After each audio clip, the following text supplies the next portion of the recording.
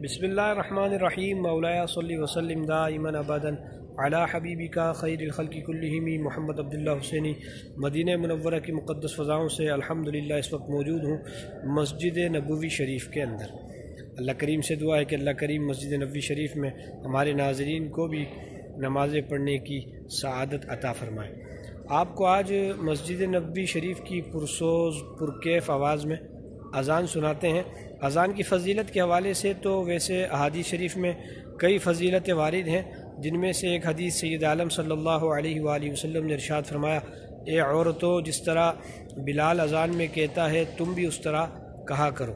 سید عالم صلی اللہ علیہ وسلم نے ارشاد فرمایا، ہر کلمے کے بدلے 1,00,000 نیکیاں ملیں گی، 1,000 درجات بلند کیے جائیں گے اور 1,000 گناہ مٹا دیے جائیں گے۔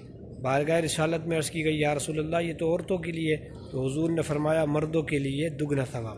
اذان کا جواب دینے کا کس قدر اجر ہے، اس موقع کو غنیمت جانتے ہوئے ہمیں چاہیے کہ اذان کا جواب اور اقامت کا جواب بھی دیا کریں کہ ہمیں ڈھیروں نیکیاں کمانے کا یہ بہترین موقع ہے۔ اللہ کریم سے دعا ہے کہ اللہ کریم نبی رحمت کے صدقے ہمارے ناظرین کو، حضور کی کل امت کو مسجد نبوی شریف میں آ کر مسجد نبوی کی پرکیف پرسوز اذان سننے کی سعادت عطا فرمائے۔ اذان سماعت کیجیے۔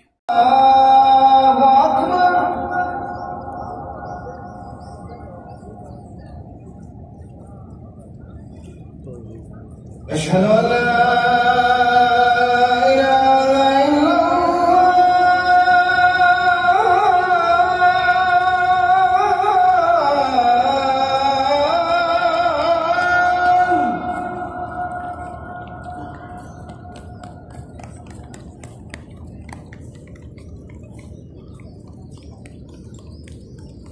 اشہد ان لا